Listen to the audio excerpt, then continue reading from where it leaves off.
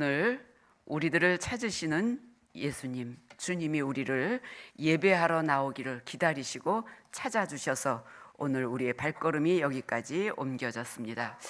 여러분들 오늘 꼭 해야 될 중요한 일들 놔두고 오신 거 뭐 있으십니까?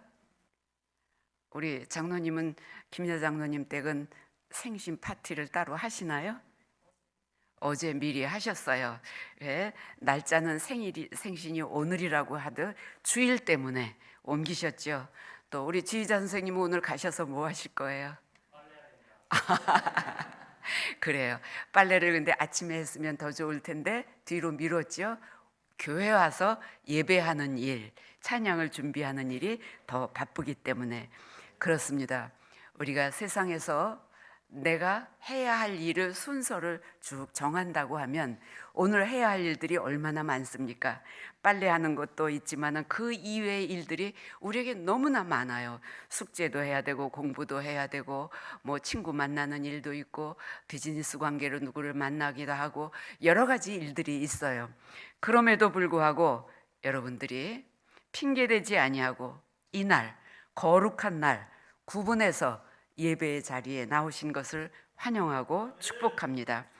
우리가 세상에서 얻어지는 기쁨은 여러 가지 일들이 있지만은 그런 것들은 잠시 지나가는 것이에요. 저는 은퇴할 때 제 마음속에 나는 이제 모든 짐으로부터 다 벗어나니 이제 훨훨 나는 좀 이렇게 여행도 하고 놀고 좀 그래야 되겠다. 저는 논다는 게 어떻게 노는 건지 그 방법을 알지 못했어요. 거의 목회하는 기간 동안 지금 이제 젊은 목회자들에게는 그렇게 요구하지 마세요. 제가 목회할 때는 목사는 그 교회의 모든 행사가 끝날 때까지 휴가를 못했어요. 여름이면 얼마나 교회 여러 가지 일들이 있습니까? 교회 학교에서부터 시작해서 노년에 이르기까지 행사들이 많이 있어요. 감히 목회자는 그 모든 일이 다 끝날 때까지 뭐 움직일 수가 없어요. 또 한 번 어디 뭐 지방의 일로 인해서 여행을 가거나 그러면 출발할 때부터 염려가 돼요. 내가 없는 동안에 교회 혹시 장례식이 나지 않을까? 혹시 누가 편찮으시지 않을까? 누가 수술하지 않을까? 이런 여러 가지 일들이 발생을 할까 봐 염려가 되어서 쉽게 어디 자리를 뜨기가 힘들어요. 늘 그게 마음의 부담이지요. 그래서 언제 한번 편하게 그런 것을 즐겨보지를 못해서 내 나름대로 여러 가지 계획을 세웠던 적이 있습니다. 그러나 그 모든 것이 잠깐 지나가는 것이고 하나님께서 막으시면 어느 것도 이루어질 수 없음을 알게 됐습니다. 그런데 우리는 이 세상에서 얻어지는 잠깐의 기쁨, 즐거움 이런 것에 도취되어서 때로는 하나님의 은혜와 사랑을 잊어버리고 살 때가 많이 있습니다. 여러분들은 오늘 이 예배를 드리기 위해서 얼마나 많은 수고의 손길들이 있었는지 우리 한번 마음으로 짚어보시기 바랍니다. 오늘 이렇게 아름다운 찬양 내 평생에 가는 길 순탄하여 얼마나 좋은 가사 우리 찬송에서 즐겨서 많이 부르시는 그런 찬송이죠. 이 찬송을 남자와 여자가 합해서 목소리를 내서 연습한 거예요. 열심히 연습을 했어요. 그 연습하는 것도 하나님께 드리는 시간이에요. 마음을 드리고 목소리를 드리고 그것을 통해서 오늘 우리들에게 아름다운 찬양을 들려주셨습니다. 또 애찬실을 보면 애찬실에서 봉사하시는 분들이 오늘 하루 지금 나와서 하시는 게 아니에요. 미리 지난 주일부터 다음 주에 뭘 할까? 어떤 메뉴를 할까? 그래서 그 메뉴를 의논을 하시고 또 거기에 조화를 이루는 그 음식이 뭘까 생각하시고 주어진 작은 그 조건 속에서 그 돈을 가지고 어떻게 하면 우리 성도들에게 맛있는 음식을 대접해 드릴까? 이거를 주중에 아마 주방을 맡으신 분들은 계속 머릿속으로 생각하고 계실 거예요. 왜냐하면 그 심정을 제가 이해를 해요. 육의 양식을 주시기 때문에 목사인 저도 오늘 이제 이렇게 설교를 마치고 그리고 집으로 돌아가는 발걸음은 아주 가볍습니다. 그래서 가서 아주 만고강산 정말 편하게 지내자. 그래서 월요일 하루는 제 머릿속에 오늘 하루는 내가 이 짐에서 벗어나자. 그래서 모든 걸 다 내려놓고 생각을 안 하려고 그래요. 그럼에도 불구하고 머릿속에 다음 주일이 무슨 절기인지, 다음 주일은 무슨 말씀을 전할지, 이게 머릿속에서 음식을 만들든 외출을 하든 이 머릿속에서 이게 계속 떠나지 않아요. 그래서 수요일이면 설교 제목과 본문을 우리 전도사님에게 알려드려야 돼요. 그러면 늦으면 목요일 오전까지 계속해서 이게 연이어서 이 생각을 떠날 수가 없어요. 그러니까 설교 준비는 그냥 몇 시간에 단번에 이루어지는 것이 아니라 계속해서 머릿속에서, 삶에서, 생활 속에서 계속 떠나지 아니하고 이어져요. 그렇게 해서 본문을 정하고, 그리고 이제 제목을 정하고, 이렇게 하면 그 다음부터는 이제 본문을 보면서 그 본문에 관련된 여러 가지 그 책과 참고 서적과 이걸 보면서 기도하면서 준비하게 됩니다. 그래서 1차 이제 손으로 써놓고 그것을 또 이제 저 컴퓨터로 쳐보고, 그리고 이제 그 또 다시 한번 점검하고, 그리고 이제 인쇄를 해서 빼고, 그리고 나서 토요일 날 또 읽어보고, 그리고 와서 교회 와서 혼자 조용히 기도하면서 다시 한번 읽고, 그래도 또 틀리게 기록한 게 있어요. 그리고 다시 성경을 읽으면 또 발견되는 게 있어요. 그래서 예배 들어오기 전까지 그렇게 그걸 잘 살펴보고 들어옵니다. 그러니까 설교자가 요 30분 20분 설교하는 그 시간만이 아니라 저의 삶도 일주일 내내 이 설교라고는 말씀 속에서 사는 그런 주간이 되는 것입니다. 우리가 예배라고 하는 것은 어찌 보면 여러분들이 여기에 앉아 계시는 한 시간, 요 시간만이 예배는 아니에요. 우리의 삶이 전체 하나님께 드려지는 산 제물, 우리의 머릿속에서, 마음에서 말씀이 떠나지 않고 예수님이 내 안에 거하신다고 하면 우리의 모든 삶이 하나님께 드려지는 산 제물이에요. 아마 지휘자 선생님도 다음 주일에는 무슨 찬양을 드릴까 미리부터 생각해 오셨을 거예요. 그것을 선택하기까지 시간과 지혜와 노력과 그 모든 것을 드리는 거예요. 찬양되는 목소리를 드리고요, 여러분들은 마음과 정성을 드리고요, 때로는 물질을 드리고요, 꽃을 드리고요, 이런 것으로 우리가 하나님 앞에 예배하는 것입니다. 그런데 그 예배의 자리에 누가 나올 수 있습니까? 오늘 본문 말씀에 보면은 한 여인과 예수님의 만남이 이루어지고 있어요. 이 여인은 우리가 지금 세상적인 잣대로 바라보면 어디에 가서도 환영받지 못하고 인정받지 못한 그런 여인이에요. 거리의 여인이에요. 여러 남자를 만났어요. 유대인들이 이 여자를 거들떠보지도 않아요. 그런데 예배에 가고 싶어요. 예수라고 하는 사람이 있다고 하는 소문 들어서 나도 좀 거기 가고 싶은데 갈 수 없어요. 왜? 유대인의 법에는 하나님의 전에 장소, 예배하는 장소가 정해져 있어요. 거룩한 곳, 성소, 예루살렘 성전에 가야 돼요. 구약시대 때는 예루살렘 산에 올라가야 돼요. 그런데 거기에 누가 갑니까? 제가 이스라엘 성지 순례하면서 보니까 그 자리가 얼마나 방대한지 몰라요. 그런데 거기에 자리가 다 있어요.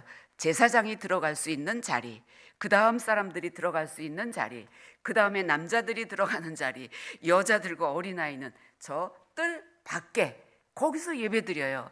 하물며 유대인 여자와 어린아이도 저 뜰 밖인데 이 거리에 여자가 설 수 있는 자리가 어디겠습니까? 설 자리가 없어요. 예배할 자리가 없어요. 들어갈 수 있는 자격이 없어요. 그런 여인에게 예수님이 먼저 남자가, 그것도 유대인 남자가 그 여인에게 다가와서 너 나 물 좀 줄래? 물을 달라고 먼저 요청을 해서 그 만남이 이루어지는 거예요. 우리가 관계가 얼마나 중요한지 아세요? 누구를 만나느냐, 누구하고 대화하느냐, 예수님이 먼저 손 내밀어서 만남이 이루어진 거예요. 그래서 이 여인과 대화하는 중에 예수님은 예배가 뭐냐, 참 예배가 뭐냐, 그것을 가르쳐 주시는 거예요. 예수님 이전에 예수님이 죽으시고 부활하시고 그리고 나서 이루어진 예배, 그 예배를 지금 예수님은 이 여인을 통해서 우리에게 알려주고 계셔요. 그 예배의 전통을 따라서 우리가 지금 예배의 자리에 다 들어오실 수 있었어요. 그 과거로 돌아간다고 하면 감히 제가 어떻게 여기 서서 말씀을 전하며 여러분들이 이 예배의 자리에 어떻게 앉아 있을 수 있겠습니까? 그런데 예수님은 그 벽을 허물어뜨리시고 그리고 우리가 이 안에 들어올 수 있게, 예배의 자리에 설 수 있게, 예수님 만날 수 있는 이곳을 만들어 주셨어요. 그 근거가 바로 오늘 읽은 이 말씀 속에 있습니다. 그래서 이 여자에게, 여자야, 내 말을 믿으라. 내 말을 믿으라. 이 산에서도 말고 예루살렘에서도 말고 너희가 아버지께 예배할 때가 이르리라. 이렇게 말씀하셔요. 이게 얼마나 복된 말씀입니까? 이것은 이 여자에게는 구원의 소식이에요. 지금까지는 내가 예루살렘에도 성전에 들어갈 수 없었어요. 성소에 갈 수 없었어요. 유대인들에게 머리 들고 찾아갈 수 없고 만날 수 없는 그런 사람이었어요. 그런데 예수님이 이 여인에게 찾아와 주셔서 관계가 맺어집니다. 너 남편 있니? 이러고 물어보셔요. 이 여자는 이분 앞에서 솔직해져요. 머리끝부터 발끝까지 숨길 수 없는 것을 알고 나는 남편이 없습니다. 이 말이요, 이 예수님 앞에서 이와 같이 말하는 것이 이것은 내가 죄인입니다 고백하는 거예요. 이 여자는 남자가 있어요. 남자가 있음에도 불구하고 나는 남편이 없습니다. 그래, 네 말이 맞다. 네가 남자가 여럿이 있었지 않느냐. 네가 내 앞에서 너의 그 부끄러운, 여러분 이거 누가 어떤 여자가 이런 고백을 하고 싶겠습니까? 감추고 싶은 거예요. 그런데 이 여자는 예수님이 누구신지 알 수 있는 지혜를 하나님께서 주시고 깨닫게 하셔서 그 주님 앞에서 나는 남편이 없습니다. 가장 부끄러운 자기의 모습을 솔직하게 고백합니다. 이 솔직한 고백은 나는 죄인입니다 고백하는 거예요. 하나님 앞에서 나는 죄인입니다. 나는 죄인입니다. 주님이 제일 싫어하는 사람이 어떤 사람이에요? 교만한 사람이에요. 유대인들, 왜 예수님이 그들을 향해서 회칠한 무덤 같다, 왜 그러셨어요? 유대인들이 율법을 얼마나 잘 지켰습니까? 예배를 얼마나 잘 지키고 또 다른 사람들에게 나누어 주는 그런 일들을 얼마나 잘했습니까? 그럼에도 불구하고 예수님은 그들을 향해서, 바울 선생님도 모두가 다 회칠한 무덤 같은 자들, 왜? 자기들의 죄를, 나는 죄인입니다, 이 고백이 없었어요. 이 고백을 하지 않아요. 나는 이렇게 했습니다, 나는 이렇게 했습니다. 그 교만이 그들 마음 가운데 있었기 때문이에요. 그래서 예수님은 이 여자를 향해서 여자야, 내 말을 믿어라. 사람들이 지금 유대인들이, 율법사들이 말하는 성소, 예루살렘 성전에서만 예배가 이루어진다고 하는 이것 믿지 말고 내 말을 믿어라. 내 말을 믿어라. 여자야, 때가 이를 때 그때 아버지께 예배할 때가 오리라. 그래서 우리는 여기에 근거, 이 말씀을 근거해서 오늘 개신교회 이런 예배의 형식이 만들어졌고 우리가 영광스럽게도 이 자리에서 예배할 수 있는 것입니다. 그래서 우리 교회, 지금 우리 감리교회도 이걸 근거로 해서 예문집, 예배는 이렇게 드려야 된다, 예배에 대한 형식이 나와 있어요. 그래서 우리 주일 예배 순서는 그냥 정해지는 것이 아니라 여기에 근거해서 공교회성을 회복하기 위한 그 순서를 만들어 놓은 거예요. 그래서 최소한의 요소가 들어가야 되는데 조금씩 바뀌어질 수는 있지만은 3가지 요소가 반드시 들어가야 돼요. 그 3가지 요소 중에 우리가 예배, 말씀이 있어야 되죠. 또 봉사, 감사가 있어야 되죠. 또 찬양이 있어야 되죠. 이 3 요소가 들어갈 때 그때 우리가 예배라고 그래요. 그런데 여러분들에게 이런 기회를 통해서 좀 알려드리고 싶은 것이, 우리 교회에서 그냥 잠깐 모이는 시간도 우리 예배 드립시다, 기도하고 성경 읽고 끝나는 것도 우리 예배 드립시다 이렇게 말씀하시고 장례 예배 드립시다, 아니에요. 우리 감리교회 서식에는 반드시 예배에는 찬양과 말씀과 감사, 이 3가지 요소가 들어가야지만 그게 예배예요. 장례, 예식, 혼례, 예식, 이렇게 우리가 그 이외의 것들은 예식이에요. 예식, 봉헌까지 들어가야 그게 예배예요.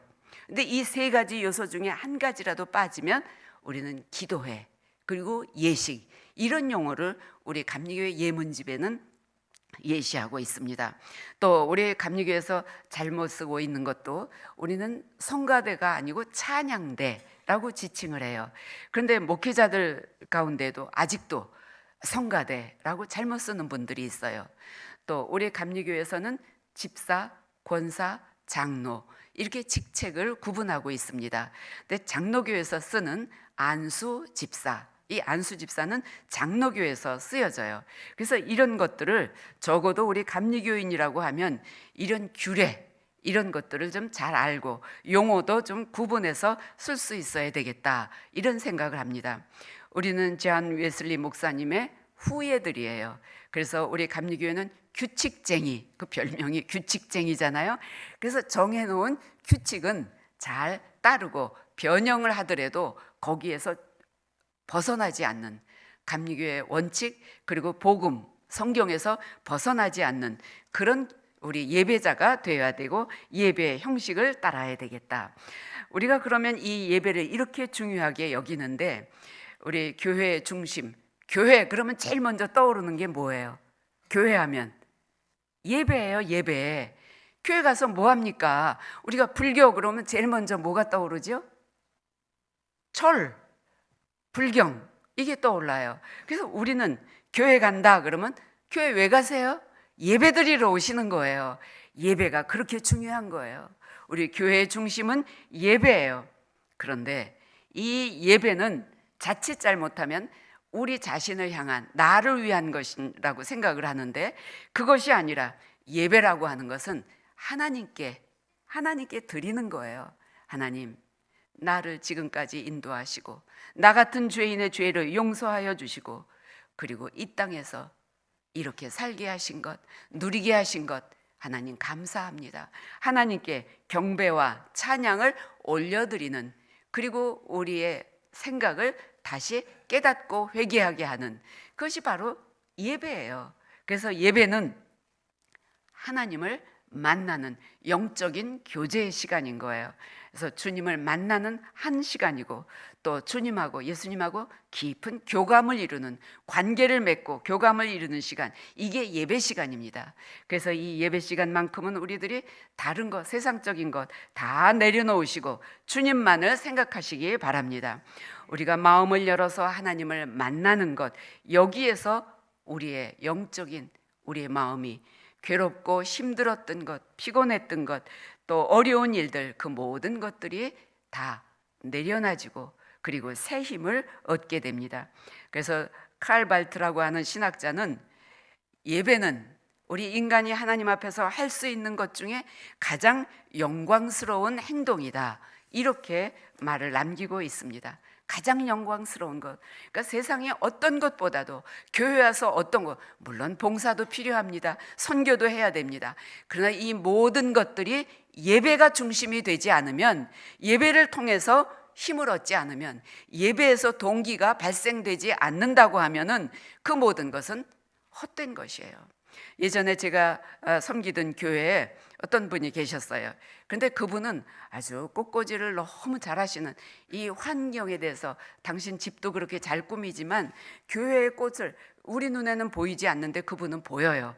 그래서 교회 오면은 정원을 다니면서, 마당을 다니면서 다 풀도 뽑고 칠하고, 또 앞에 제단도 보고 뭐가 잘못됐으면 그거 그 다음 주에 자기가 가서 사서 바꾸고, 색깔이 바꾸고, 얼마나 열심인지 몰라요.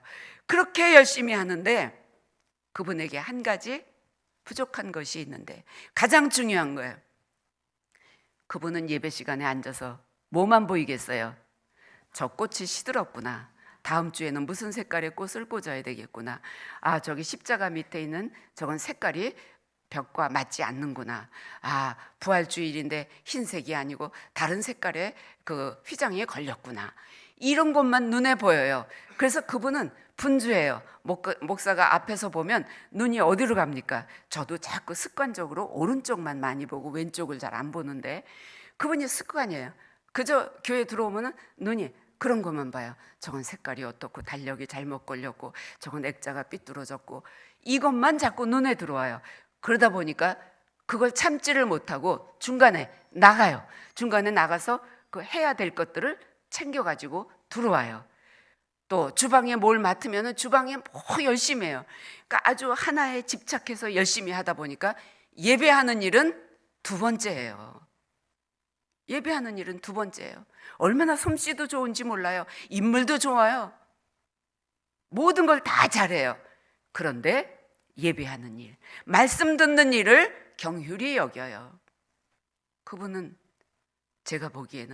감히 제가 보기에는 믿음의 뿌리가 잘 내려지지 않은 사람이에요. 여러분, 봉사하고 선교하는 거 그냥 그거는 자기의 욕구예요. 자기의 이름을 나타내고자 하는, 이건 내가 했어, 난 이만큼 봉사했어, 자기 교만이에요. 자기의 자랑이에요. 자만이에요. 여러분, 하나님이 원하시는 것은 그게 아니에요. 내가 하나님 앞에 예배, 진정함으로 주님 만나고 내가 주인임을 고백하고 말씀을 통해서 주님 만나 내 영성이 채워지고, 그리고 그 기쁨으로 내게 이렇게 은혜 주셨으니 내가 찬양을 올려드립니다. 내가 잘할 수 있는 건 뭘까요? 내가 애참 봉사하겠습니다. 내가 선교하는 일, 전도에 열심히 하겠습니다. 내가 교회학교 교사하겠습니다. 그 예배를 통해서 말씀이 내 마음 가운데 살아서 움직여서 그 열정을 가지고 하나님 앞에 내가 드릴 것이 뭐가 있나 찾아서 일하는 것, 이것이 선교와 교육이고 봉사예요. 그런데 우리가 이것이 거꾸로 되어져서 예배가 없는 교회라고 생각해 보세요. 교회 건물이 있는데 여기서 예배 드리지 않아요. 다른 일만 여기서 많이 해요. 이거는 하나님 보시기에 기쁜 일이 아니에요. 여기서 우리가 아침에 우리 애찬 하시는 분이 우리는 먹고 마시는 게 풍성해요, 그런 말씀하셔서 권사님 그건 좋은 일이에요, 제가 그렇게 얘기했어요. 그런데 우리가 예배 드리지 않고 아침부터 가서 먹고 마시고 즐긴다고 하면 여기가 교회입니까? 아니에요. 예배하는 것이 우선이에요. 예배하는 것, 신령과 진정으로 예배하는 자, 이것이 주님 오늘 우리에게 가르쳐 주시는 말씀이에요. 이게 결론의 말씀이에요. 그래서 우리는 무슨 일을 하든지 신령과 진정으로 할 때에 봉사도 선교도 모든 것이 의미가 있는 것이다. 그래서 우리는 예배를 이렇게 중요하게 생각해야 됩니다. 본문 말씀에서 예수님은 이 여인에게 질문한 것처럼 우리에게 똑같이 그렇게 질문을 하시는 거예요. 너희들 참 예배가 무엇인지 아니? 너희들 예배가 뭐라고 생각하니? 감히 예배의 자리에 나갈 수 없었던 천하게 그렇게 버림받은 여인 같은 이 여인에게 예수님이 찾아가서 그렇게 질문을 합니다. 이것은 그 여인에게는 아주 충격적인 일이에요. 유대인 남자가 내게 그렇게 질문해 주시고, 그러니까 나 거기 갈 수 없어요. 나는 남자가 여러 명이에요. 난 죄인이에요. 내가 감히 거기 어떻게 가겠습니까? 그때 주님께서는 그 구약의 예배의 의미, 구약에서는 장소를 정하고 사람을 정하고 재물을 정하고 그 모든 규칙을 정해놓고 거기에 따라서만, 유대의 전통만 따르는 그것을 하나님은 여호와 하나님은 유대인들에게 그렇게 가르쳐 줬지만, 그래서 너는 여기에 들어올 수 없어. 너는 예물 안 가지고 온 사람은 어떻게 했습니까? 들어갈 수 없었어요. 그런데 주님은 아니다. 너는 이제 내가 예루살렘에서도 아니고 저 모리아 산에서도 아니고 어디서든지 예배할 수 있는 그때가 너희에게 오리라. 이게 바로 주님이 우리에게 주시는, 하나님이 주신 선물이에요. 우리도 예수 그리스도로 인해서 여기에서 우리가 예배 드릴 수 있는 것입니다. 성령을 받은 사람들 만나서 우리가 주님이 나의 구원자이십니다, 이거 고백한 사람들이 모이는 장소가 교회예요. 그런데 이 고백이 없다고 하면 우리는 예배 드릴 자격이 없어요. 그 고백을 함으로 우리는 주님 만날 수 있는 거예요. 영적인 교제를 이룰 수 있어요. 그래서 우리는 언제나 어디서나 예배할 수 있지만, 그러나 우리들이 그 구원받은 기쁨을 마음에 가지고 있는 사람들이 한 자리에 모여서 함께 찬양합시다, 기도합시다, 말씀 나눕시다, 이러기 위해서 만들어 놓은 것이 예수님의 그 모형, 만남의 장소, 이 교회, 여기에 모이는 거예요.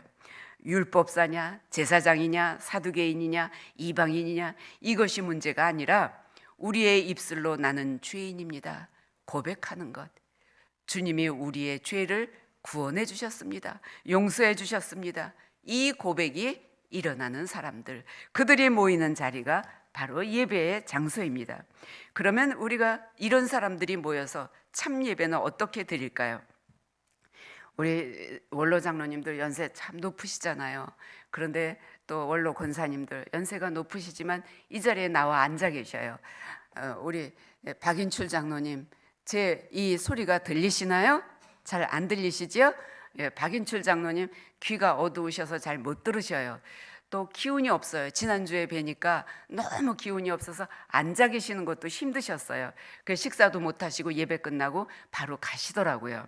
그래서 제가 마음이 너무 이렇게 좀 짠하고, 그래서 주중에 어떠신가 전화를 드렸더니 그냥 전봉희 권사님께서 그냥 그저 그러셔요, 이렇게 말씀하셨어요.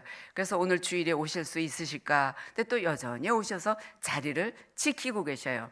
이렇게 연세 높으신 분들에게 제가 부탁을 드립니다. 여러분 교회 오시기 얼마나 힘드셔요. 그러나 정말 내가 사는 날 동안 주님께 예배하자 열심히 여러분들이 믿음으로 달려오셔요. 근데 예배 순서 중에는 때로 자리에서 일어서시라고 말씀을 드려요. 이 시간에 안 일어나셔도 됩니다. 앉아서 계셔요. 앉아서 계셔도 하나님은 우리의 외모를 보시지 아니하고 마음을 보시기 때문에 이미 여러분들은 예배하는 자들이에요.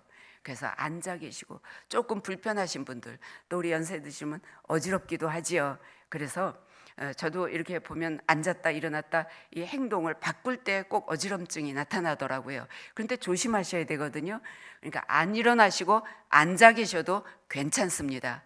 그러니까 그거에 대해서 아이고 어떻게 그러나, 그런데 아니에요. 앉아 계셔도 돼요. 참된 예배가 뭐냐? 앉거나 일어서거나 사람의 눈으로 보는 기준, 이게 문제가 아니에요. 참 예배라고 하는 것은 그 마음을 보시는 하나님. 내가 이미 여러분들이 예배하기 위해서 집에서부터 준비하면서 여기에 오셨다고 하면 하나님은 우리의 마음을 헤아리시고 우리를 만나 주셨고, 그리고 예배하는 자로 우리를 초청해 주셨어요. 이것은 뭐냐면, 마음을 본다고 하는 건 좀 구체적으로 말씀드린다면 우리가 준비를 잘 해야 돼요. 구약시대 때 우리 아브라함, 믿음의 조상이라고 그러죠. 아브라함은 예배를 드리기 위해서 어떻게 했어요? 사흘길을, 그 뙤약볕을 걸어서 장작을 등에다 짊어지고 아들을 데리고 걸어서 사흘길을 걸어가서 제사 지냈다. 곧 예배했다고 하는 거예요. 준비하는 거예요. 주일을 준비하는 일 많이 있습니다. 찬양을 준비하고 말씀을 준비하고 애찬을 준비하고 여러분들은 여러 가지 준비를 하실 거예요. 그런데 이 준비하는 이 일 속에서 하나님이 나와 함께 해주시고 이 모든 것들이 주님이 내게 주시는 은혜 안에서 명령하시는 거예요. 예배, 너 주일날 예배 안 드려도 돼, 괜찮아, 그냥 오후에 애찬 시간에만 가. 여러분, 이건 예배가 아니에요. 참 예배가 아니에요. 잘 준비한 예배가 아니에요. 잘 준비한다고 하는 것은 이미 마음으로 다 그 과정을 준비한 거예요.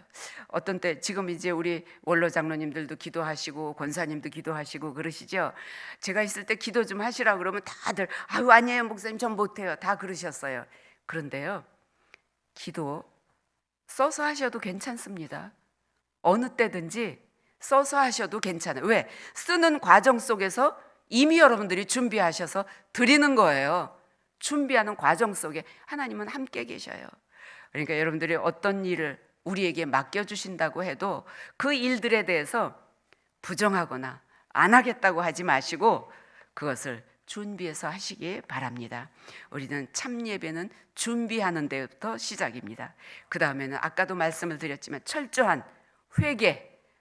이 여자가 난 남편이 여러 명 있어요, 그렇게 고백했던 것처럼 내 부끄러운 것 다 끄집어내서 고백하는 것, 이 고백이 우리에게 있어야 돼요. 그래서 요한일서 1장 9절에 보면 만일 우리가 우리의 죄를 자백하면 저는 미쁘시고 의로우사 우리 죄를 사하시며 모든 불의에서 우리를 깨끗게 하실 것이라. 우리의 부끄러운 것, 사람 앞에서는 말 못할 게 얼마나 많습니까? 그러나 하나님 앞에서 내 모든 것을, 과거, 부끄러운 과거, 현재 다 내려놓으면, 이렇게 고백하면 예수님이 용서해 주셨어요. 깨끗한 그릇이 됐어요. 깨끗한 그릇이 되면 거기에는 무엇을 담든지 맛있게 보일 수 있어요. 무엇이든지 담을 수가 있어요. 그렇습니다. 우리의 마음속까지 꿰뚫어 보시는 분. 구약 성경에 보니까 그 도망갔던 선지자가 내가 저 땅 속에 들어갈지라도, 저 바다 깊은 데 갈지라도 하나님이 계셔서 내가 어디 가지 못하겠다고 그렇게 고백하지 않습니까? 그렇습니다. 우리가 우리의 속에 있는 것, 사람에게는 보이지 않을지 모르지만 하나님은 보고 계십니다. 고백하시고 철저한 회개의 고백을 통해 주님 만나는 그런 예배, 이것이 참 예배입니다. 그 다음에 세 번째로 보면 우리는 회개의 고백만이 아니라 감사와 봉헌해서 찬양을 드리고 말씀을 나누고 감사와 봉헌을 드릴 때 이게 우리 예배의 세 가지 조건이에요. 그런데 우리가 내가 이렇게 부끄러운 죄를 졌는데 주님이 용서해 주셨어요. 너무 기뻐요. 우리 아프다가 몸이 아파서 병들었다가 고침을 받으면 얼마나 기쁩니까? 날아갈 것 같아요. 그러면 이 기쁨을 표현해야 되잖아요. 다 났어요. 나 좋아졌어요. 그게 얼굴에서부터 나타나죠. 그래요. 마음속에 죄 지은 것, 이거 다 고침을 받고 나면 얼마나 기뻐요. 이걸 통해서 우리가 찬양을 드리고 그리고 물질로 드리고 이것이 하나님 앞에 드리는 거예요. 감사해요. 그런데 우리 개신교에서는 예배에서 가장 중요하게 여기는 게 뭐예요? 예배의 중심이 뭡니까? 지금 제가 무슨 시간을 제일 많이 할애하죠? 말씀이에요. 말씀. 이게 개신교의 특징이에요. 천주교에서는 신부님들 강론 뭐 5분, 10분 이렇게 하는 것 같아요. 그런데 설교는 목사가, 지금 제가 너무 시간을 많이 써서 죄송하지만 설교자는 자기 지식을 전하는 게 아니에요. 자기 지식을 전하는 거 아니에요. 설교자는 자기의 정치적인 견해나 뭐 세계관, 사회관 이거 전하는 시간 아니에요. 목회자는, 설교자는 하나님의 말씀을 많이 먼저 읽고 묵상하고 그래서 이것을 가장 쉽게 성도들이 알아들을 수 있도록 그렇게 전달해 주는 메신저 역할을 하는 거예요. 내가 하는 것은, 목사가 하는 것은 그 이상도 그 이하도 아니에요. 그래서 여러분들은 이 하나님의 말씀을, 왜 말씀을 들을 때 아멘 합니까? 이게 사람의 말인데 아니에요. 하나님의 말씀을 대신 전해주기 때문에 이것이 하나님의 말씀인 줄로 믿습니다. 그래서 여러분들이 아멘 하시는 거예요. 순종이 제사보다 낫다 그랬어요. 수양에 기름을 드리는 것보다 낫다 그랬어요. 그래서 우리는 하나님의 말씀을 대언자, 목회자를 통해서 말씀을 들을 때 아멘으로 화답하시기 바랍니다. 그다음에 우리에게 그와 같은 죄의 고백으로 구원받은 기쁨이 있다고 하면 감사. 하나님, 내가 너무 감사해서. 여러분들 사람과의 관계 속에서도 이렇게 뭔가 내가 은혜를 입으면 어떻게 하죠? 뭔가 조금이라도 표시하고 싶어요. 아이들에게도. 저는 엘리베이터에서 인사하는 아이들을 보면 그렇게 이쁘고 사랑스러울 수가 없어요. 그래서 칭찬을 많이 해줘요. 그리고 아이고 예뻐요. 몇 학년이에요? 그래요. 고마워요. 이러고 꼭 얘기를 해줍니다. 뭔가 표현하고 싶어서. 여러분, 우리는 드린다고 하는 것은, 표현한다고 하는 것은 물질과 그 양만 있는 것이 아니라 그것과 더불어 마음을 드리고 시간을 드리고 이렇게 하는, 시간과 물질과 마음을 드리는 게 곧 뭔지 아세요? 그게 나를 희생하는 거예요. 희생. 찬양하는, 연습하는 내 시간을 희생하는 거예요. 하나님 앞에 희생의 제물, 예물을 드리는 거예요. 그런데 여러분, 이제 당회, 구역회가 다가오죠. 내년도 일꾼들을 이분은 이 부서에, 이분은 이 부서에 이거 좀 맡아주세요. 그럼 여러분 뭐라 그러시겠어요? 아, 난 못해요. 난 시간이 없어요. 나는 뭘 해야 돼요? 여러분들 그렇게 말씀하십니다. 그런데 이것도 희생이에요. 주님이 일꾼을 찾으실 때 주님, 내가 여기 있습니다. 나를 보내소서. 이 고백이 우리의 입술을 통해서 나올 때 그때 이게 희생이에요. 나를 위해서 하나님께, 나는 주님을 위해서 이거 희생하겠습니다. 시간을 희생하겠습니다. 몸을 희생하겠습니다. 마음을, 물질을 희생하겠습니다. 예수님이 제자들을 부르실 때 와라, 나하고 같이 가자. 그러니까 뭐라 그랬어요? 나 집에 이제 나 내일 모레 장가 가려고 날짜 잡아놨는데요. 나 장가 간 다음에 올게요. 나 농사 짓던 거 저기 놔뒀는데요. 이거 가서 좀 돌보고 올게요. 부모님이 연로하셔서 지금 가서 돌보고 올게요. 아무도 주님의 품에 들어가지 못했어요. 그들은 부름을 받지 못했어요. 나를 희생하지 않으면 이루어질 수 없어요. 그 다음에 마지막으로 우리들이 아까 제가 교회 소식 전하면서 많이 옆 사람과 얘기하시라고 그랬죠? 이게 뭐냐면 코이노니아, 서로 교제, 성도의 교제를 나누는 거예요. 이게 이제 그 관계가 형성되는 건데, 현대인들은 그 방해하는 게 있어요. 뭐죠? 뭐가 관계를 방해합니까? 스마트폰이에요. 스마트폰. 어떤 그 외국의 만화, 조그만 거 짧은 4컷짜리 만화를 보니까 그런 광경이 있더라고요. 식탁에 차려졌어요. 식탁을 놓고 아들, 남편 와서 식사합시다. 주부가 불렀어요. 엄마가 부르고, 그러고 막 만들어서 이렇게 식사를 갖다 놓으려고 보니까 아빠도 휴대폰, 아들도 휴대폰만 들여다보고 눈길도 주지 않아요. 그러니까 이 주부가 거기에 뭘 갖다 놓으면 기계들, 망가진 기계들을 식탁에 남편 자리에 아들 자리에 갖다 놔요. 그러니까 밥 먹으라고 야단을 하니까 눈을 뜨고 먹으려고 이렇게 휴대폰 보고 눈은 휴대폰에 있고 이걸 집에서 먹는데 보니까 먹을 수 없는 것들이에요. 그러니까 이 주부가 딱 보고 그 광경을 보고 그 먹을 것들 거기에 차려졌던 걸 도로 갔다가 다 쓰레기통에 버리고 자기 혼자 먹고 출근해 버려요. 아주 지금 시대를 잘 표현한 그런 만화더라고요. 여러분, 어떤 집은요, 집에 가족끼리 있으면서도 서로 카톡으로 얘기하는 집도 있더라고요.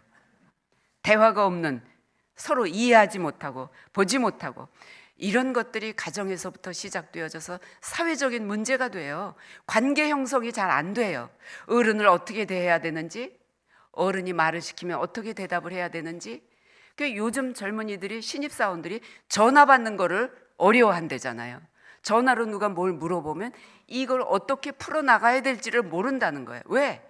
어려서부터 자기 혼자 이 휴대폰만 보고 자라나서 기계하고만 해봐서 모르는 거예요. 관계 형성을 못해요. 여러분, 우리 교회에서 교회 소식 전하는 시간 아주 귀한 시간이에요. 또 애찬 나누는 시간, 코로나 때 우리 애찬 못 하셨죠? 그때 어떠셨어요? 교회 왔다가 가도 뭔가 허전하지 않으셨어요? 허전하더라고요. 교회 가서 아무것도 식사 못하고 헤어지니까. 그런 것들이 우리 예수님도 모일 때마다 누가 먹을 거 없니? 해서 나누어 주셨어요. 말씀만 주신 것이 아니라 보리떡, 물고기, 그 많은 사람들에게 말씀 전하시고, 제자들은 여기 시장이 얼마나 먼데 어떻게 사오? 이 많은 사람 어떻게 먹여요? 그 예수님은 아니다, 먹게 해야 된다, 그냥 돌려보내지 않으셨어요. 이게 우리 예배 전체에 그 속에 들어오는 거예요. 여러분들, 때를 얻으시면 애찬 열심히 봉사하시고, 때를 얻으시면 애찬 대접도 하시고, 함께 애찬을 나누시면서 그렇게 성도의 교제를 나누시기 바랍니다. 이 시간이 우리에게 기쁨이 되고 서로 관계가 회복되어지는 그런 시간입니다. 여러분, 우리가 참 예배가 무엇이냐, 사마리아 여인에게 물으셨던 것처럼 오늘 우리에게 물으십니다. 우리는 주님이 원하시는 참 예배를 날마다 준비하기 위해서 나를 희생하고, 그리고 주님 앞에 내 죄를 고백하고, 그리고 감사한 마음으로 나오실 때 주님은 우리에게, 하나님은 영광을 받으시고 우리에게는 이 세상을 살아갈 수 있는, 한 주간을 견딜 수 있는 새 힘과 위로를 우리에게 풍성하게 내려주십니다. 오늘 우리는 이런 은혜가 여러분들에게 크게 임하시기를 간절히 기원합니다.